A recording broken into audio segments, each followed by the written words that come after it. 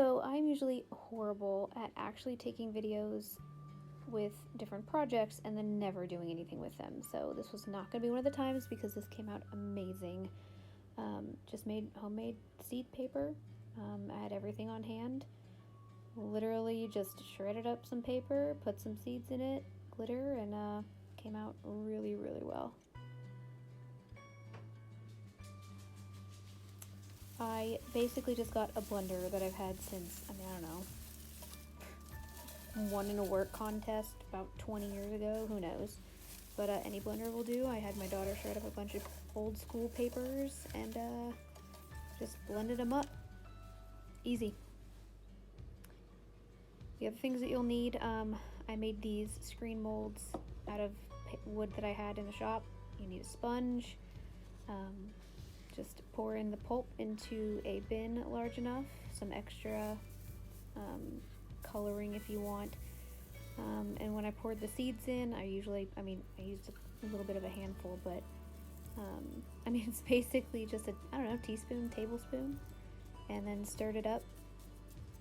On the mold itself, I took, just pieces of wood, nailed them together, and I had screen from when we fixed one of the screen doors and stapled it to one of the sides. And you'll see the parts here. I set down a dish drying rack or a dish drying pad. And then once I stir all that up, add some more water. I added in some mica powder, so everything is biodegradable. Not using anything that wasn't already just part of the earth, so we can actually plant the seeds in the ground. Once you get the paper and are done with what's written on it, you can just plant it and actually watch it grow.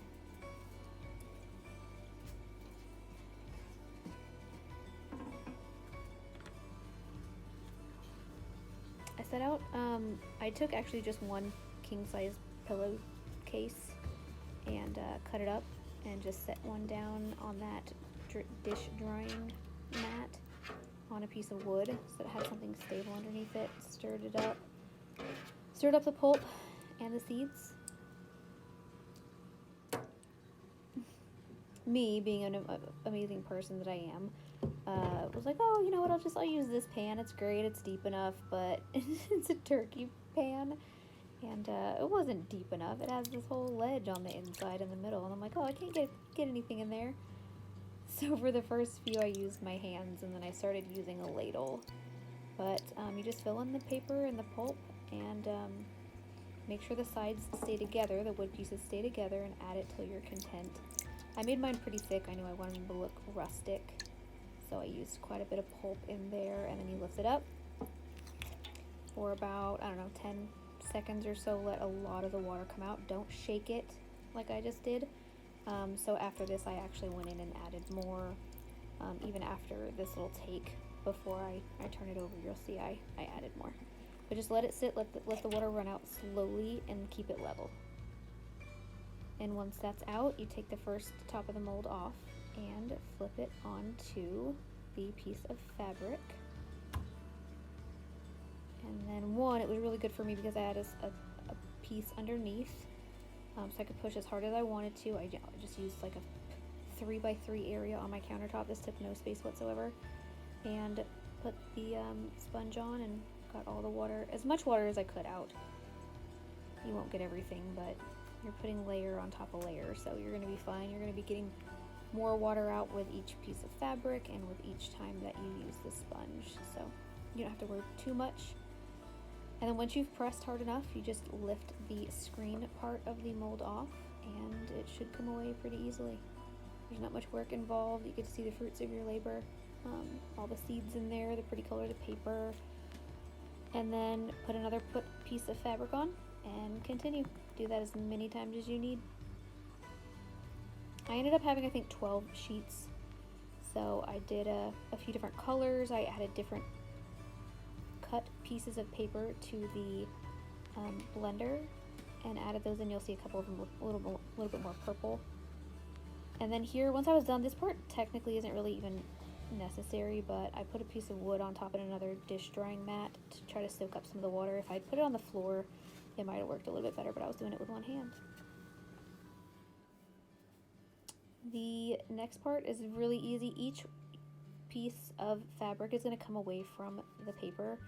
I was kind of worried that they wouldn't, that each one was going to stick to the piece below it, but it really didn't, just because of how hard you push with the original sponge. It just doesn't even really matter. So spread them all out on a table. I did it inside. It's cold here, so I didn't do it outside, and just laid them flat. I went to bed after this, laid them out, and came and woke up the next morning. Here you can't see it because, again, it's night, but little pieces of lettering from the old school work. It was really, really cute, just all the different patterns.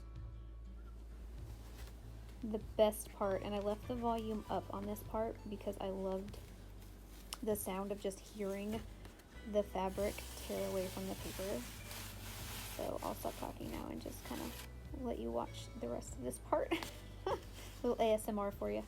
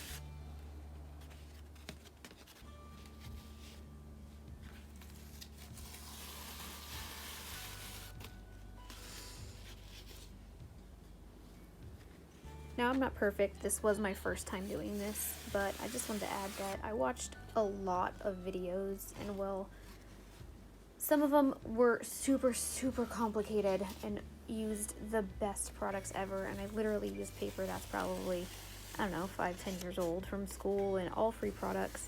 Just remember, this is simple. If you like these videos, just let me know in the comments and see what you want to do next. And if you made it this far, that is it. You've got paper. I'm going to use these in gift boxes in my shop for thank you cards, all occasion, just birthday cards, thank you, everything.